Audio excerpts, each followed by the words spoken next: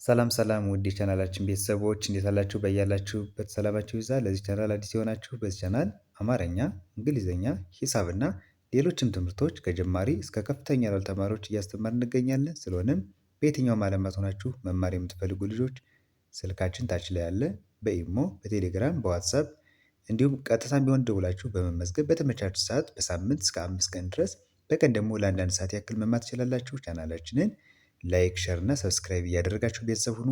በዛሬ ትምህርታችን ደግሞ የምንማረው የአማርኛ ፊደላትን ከሀ እስከ በ ያሉትን እያንዳንዳቸውን እስከ ቤተሰቦቻቸው እንዴት በእንግሊዘኛ መጻፍ እንደምንችል እናያለን ማለት ነው። ከዚህ ጋር ከሀ ጀምሮ እስከ በ ያሉ ፊደላቶች በአማርኛ ተጽፈዋል። እነዚህ ጋር ደግሞ በእንግሊዘኛ እያንዳንዳቸውን እየጻፍን የምናይ ይሆናል ማለት ነው። በቅድሚያ ግን ከዚህ ጋር እነዚህ 4 የአማርኛ ቃላቶች ይዤላችሁ መጥቻለሁ። እነዚህ ቃላቶች አሉ ከዚህ ጋር እነዚህን ቃላቶችን መጨረሻ ላይ ፊደላቶችን እያንዳንዳቸውን በእንግሊዘኛ ካየን በኋላ ከዚህ ጋር እናንተ ትሞላላችሁ ማለት ነው። በኋላ እንደገን ቪዲዮውን ካየን በኋላ መጨረሻ ላይ ወደ ኋላ ተመልሳችሁ እነዚህን እዚህ ጋር አማርኛው ሀሊማ፣ ሰላም፣ በላ እና ለበሱ ይላል። እነዚህን እዚህ ጋር በእንግሊዘኛ ፊደላቶች እየተጠቀምን እንዴት መጻፍ እንደምንችል እናንተ በኮሜንት ጽፋችሁ ትሞክራላችሁ ማለት ነው። ስለዚህ እናንተ እነዚህን አራቶችን ትሰራላችሁ። እኔ ደግሞ ለእነዚህ መግቢያ እንዲሆናችሁ እያንዳንዳቸውን ፊደላቶች ደግሞ ከዚህ ጋር ይዤላችሁ መጥቻለሁ። እነዚህ እናያለን ማለት ነው። እሺ አሁን ከዚህ ጋር የአማርኛ ፊደላቶች አሉ። አሁን እዚህ ጋር ከሀ ጀምረን እስከ ሆ ከለ እስከ ሎ ያልነ ዛሬ እስከ በ ያሉትን ነው የምናይ። እነዚህን ካየነ ደግሞ አሁን ከላይ ያየናቸውን አራቱን ቃላቶች ገጣጥማችሁ ለመጻፍ ምንም አትቸገሩም ማለት ነው። ስለዚህ መጀመሪያ እነዚህን አሁን በደንብ እናያለን። ከዚያም በኋላ እናንተ ከዚህ ውስጥ ያሉ ፊደላቶች እያወጣችሁ ከዚያ ጋር ገጣጥማችሁ ትጽፋላችሁ ማለት ነው። ስለዚህ መጀመሪያ እነዚህን እናንብብ አንዴ። ሀ ሁ ሂ ሃ ሄ ህ ሆ ሆ እንግዲህ እነዚህ ሀና ቤተሰቦቻቸው ናቸው ማለት ነው። አሁን እነዚህ በእንግሊዝኛ ሲጻፉ ሀ ማለት ሀ ስትጻፍ ኤች ኤ ነች። ኤች ኤ ማነች? ሀ ተብላ ትጠራለች። ኤች ኤ። እሺ ሁ ደግሞ ሁ ማለት ኤች ዩ ኤች ዩ ማነች? ሁ ሁ ኤች ዩ ሁ። እሺ ሶስተኛ ደግሞ ኤች አይ ኤች አይ ሂ ሂ። እሺ አራተኛ ሀ ለማለት ደግሞ ኤች ኤ ከመጀመሪያው ጋር ተመሳይ ነች። የመጀመሪያው እችኛዋ ሀ ኤች ኤ ነች። አራተኛዋ ሀም ኤች ኤ ነች። አማርኛ ላይ ቅርጻቸው የተለያዩ ናቸው። የመጀመሪያዋና አራተኛዋ እንግሊዘኛው ሲሆን ግን ምንም ለውጥ የለውም። ተመሳሳይ ድምፅ ከሆነ በእንግሊዘኛ ሲሆን ዋናው ድምፁ ከተመሳሰለ የሚቀየር የእንግሊዘኛ ፊደል የለውም ማለት ነው። ስለዚህ አራተኛ ሀ ለማለትም ኤች ኤ እንጠቀማለን። አምስተኛ ሄ ለማለት ኤች ኢ ኤች ኢ ሄ። ህ አይች ብቻ ህ ተብላ ትነበባለች። መጨረሻ ሆ ለማለት ኤች ኦ ኤች ኦ ማነች? ሆ ሆ ብለን እንጠራታለን ማለት። ስለዚህ እነዚህን አሁን ስናነብ ልክ እንደ አማርኛው ሁለቶችን አንድ ላይ ሀ ብለን እንጠራለን። ሀ ከዚያ ሁ ሂ ሃ ሄ ህ ሆ ሆ። እነዚህ ሀና ቤተሰቦቿ በአማርኛ በእንግሊዝኛ በዚህ መንገድ ማስቀመጥ እንችላለን ማለት ነው። ለዚህ ለምሳሌ አሁን ከላይ የሰጧችሁ ቃላቶች አሉ። አሁን ለምሳሌ ሀሊማ የሚል አለ። አሁን ሀሊማ ለማለት እዚህ ጋር ሀይች ነች አይደለ? ስለዚህ እንግሊዝኛ ሲሆን ደግሞ ሁለቶችን ትወስዳላችሁ። ኤች እና ኤን ወስዳችሁ መጠቀም ማለት ነው።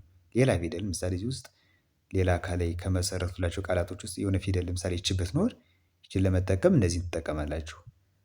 ሆ ብትኖር ለምሳሌ ከላይ ኤች እና ኦን በአንድ ላይ ሆ ብላችሁ ትጽፋላችሁ። እንደዚህ እያደረጋችሁ ቃላቶችን እየመሰረታችሁ መለማመድ ይቻላል ማለት ነው።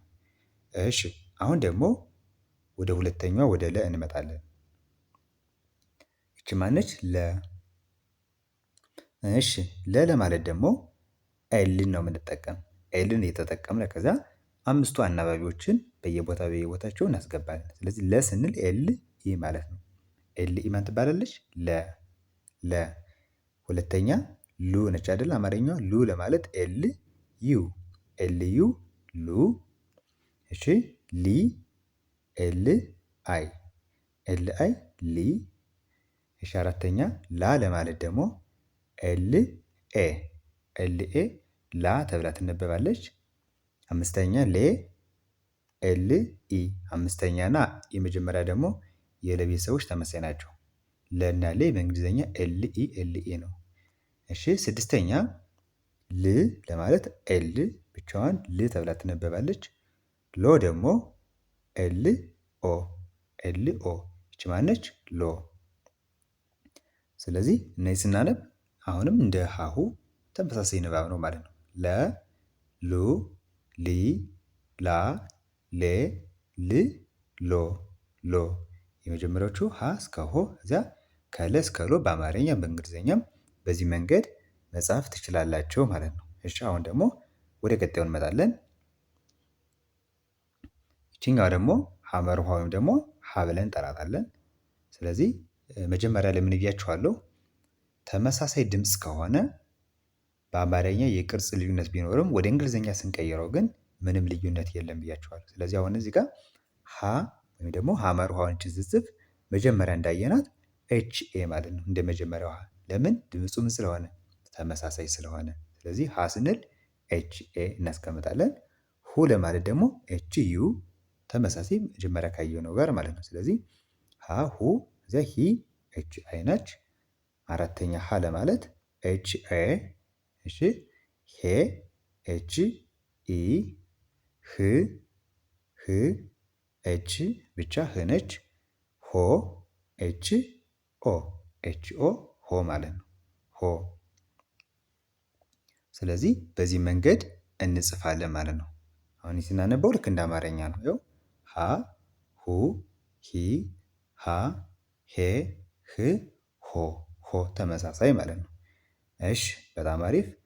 ቀጣይ ደግሞ ይቺ ማነች? መ ነች። መ ስንል ደግሞ ኤም ኢ መ ተብላ ትነበባለች። ሙ ለማለት ኤም ዩ ሙ። ሚ ኤም አይ ሚ ማ ኤም ኤ ሜ ኤም ኢ። እሺ ም ኤም ብቻ ም ተብላ ትነበባለች። ሞ ለማለት ደግሞ ኤም ኦ። ስለዚህ ይህ ስናነበው መ ሙ ሚ ማ ሜ ም ሞ ብለን እናነባለን። ከላይ ያየናት ያችኛዋ ሰ ነበረች አይደለ? አሁን ደግሞ መ። ይችኛዋ ሀ ሶሪ እቺ ሀ ነች ወይም ደግሞ ሐመር ውሃ የምንላት ልክ እንደ መጀመሪያው ሀ ነው የጻፍናቸው። ቀጣይ ደግሞ ይችኛዋ ደግሞ ማን ነች? መ ነች ማለት ነው። መ እስከ ሞ ደግሞ ኤምን እየተጠቀምነ ከዚያ አናባቢዎችን አምስቱን መጠቀም። መጀመሪያ ግን ኤም ነው የምንጠቀም ሁሉም ቦታ ላይ እዛ መጀመሪያ ኢ እናስገባለን ከዚያ ዩ አይ እያልን አናባቢዎችን እየተጠቀምነ መጻፍ እንችላለን ማለት ነው። እሺ ወደ ቀጣይ ስመጣ ደግሞ እዚህ ጋር ይቺ ደግሞ ሰ ነች። ይቺ ማነች? ሰ ሱ ሲ ሳ ሴ ስ ሶ። እሺ ይቺ ደግሞ ረ ነች። አንድ የመጀመሪያ አማርኛዎች እናያቸው። ረ ሩ ሪ ራ ሬ ር ሮ አለ ሮ። አሁን ደግሞ እያንዳንዳቸውን በእንግሊዝኛ እንጻፍ። ሰ ማለት በእንግሊዝኛ ትጻፍ ኤስ ኢ ሰ ነች። እሺ ሱ ለማለት ደግሞ ዩ ሱ። ሲ ለማለት ኤስ አይ ሲ። እሺ ሳ ኤ ሴ ኢ ስ ብቻዋን ሶ ኦ። በጣም አሪፍ። አሁን ስናነብ እንደ አማርኛው ማለት ነው። ሰ ሱ ሲ ሳ ሴ ስ ሶ። አሁን መጀመሪያ ጥያቄው ላይ ሰላም የሚል ጻፉ ብያችሁ ነበርና ለምሳሌ እዚህ ጋር ሰላም ለማለት ሰ ፊደል የቷ ነች? አማርኛ ይቺ ነው አይደል? እዚያ ጋር የተጠቀምኩኝ ይቺ ከሆነች ስለዚህ ወደ እንግሊዘኛ ስትቀይሩ ሰ ለማለት ኤስ እና ኤን ትጠቀማላችሁ ሁለቱም ማለት ነው። የአማርኛ አንድ ፊደል ወደ እንግሊዘኛ ስንቀይረው ሁለት ሶስት ከዚያም በላይም እስከ አራት ድረስ ሊሆን ይችላል። አሁን እዚህ ጋር ለምሳሌ ሰ ለማለት ኤስ እና ኢ ናቸው ማለት ነው። ስለዚህ ሰላም ለማለት ሰ ኤስ ኢ እንጀምራለን ማለት ነው። ስለዚህ አሁን እዚያ ጋር ሰላም የሚለው እናንተ መጀመሪያ የምትጽፉ ማለት ነው ኤስ እና ኤ ማለት ነው። እዚያ ላ የሻ ምን አድርጋችሁ አሁን ባየናችሁ መሰረት ሙሉዎች መጻፍ ትችላላችሁ ማለት ነው። እሺ እዚች ደግሞ ረ ነች አይደለ? ረ ማለት ደግሞ አር ኢ ረ። እሺ አር ዩ ሩ አር አይ ሪ አር ኤ ራ አር ኤ ሬ አር ር አር ኦ ሮ ረ ሩ ሪ ራ ሬ ር ሮ እነዚህም ልክ እንደ አማርኛው ማለት ነው። ለምሳሌ ረ ለማለት ወደ እንግሊዝኛ አር እና ኢ ባንድ ላይ ረ ተብላ ትነበባለች። ሮ ብለን የሆነ ለምሳሌ ሮጠ ለማለት ሮ ፊደል አማርኛችን ተጽፋ ብናገኝ በእንግሊዝኛ ፊደል መግለጽ ከፈለገ ደግሞ አር እና ኦን ሮ ብለን እናነባለን ማለት ነው። አር እና ኦ ደግሞ እንጽፋለን ሮ። እሺ የመጨረሻ ደግሞ ከዚህ ጋር ደግሞ ሰና ቤተሰቦቻቸው እስከ በ ማለት ነው። እዚህ ደግሞ ሰ ሱ ሲ ሳ ሴ ስ ሶ ከዛ በ ቡ ቢ ባ ቤ ብ ቦ እስከ በ ነው ዛሬ ይዤ መጣሁ። አሁን እነዚህን ደግሞ እናያለን ማለት ነው። አሁን መጀመሪያ ሰን ያችኛዋን ሰ አይተናል አይደለ? ምን አይነት ሰ እንደዚህ ሆና ወደ ላይ ሶስት ጣት ያላት እችን ሰ አይተናል። እችን ሰ ስንጽፍ ምንድን ያደረግነው ኤስ እና ኢ ሰ ተብለው ይነበባሉ ብለናል ሁለቱ። አሁን እዚህ ጋር ይችኛዋም ሰ ነች አይደለ? ስለዚህ ምንድን ለውጥ የለውም ብያችኋለሁ። ለምን?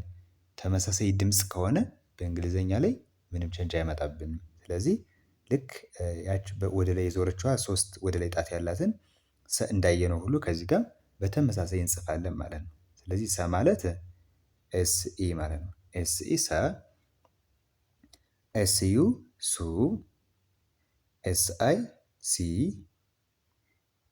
ኤስ ኤ ሳ፣ እሺ ኤስ ኢ ሴ፣ ኤስ ስ እና ኤስ ኦ ሶ ማለት ነው። ሶ ስናነበው ይኸው ሰ ሱ ሲ ሳ ሴ ስ ሶ ሶ።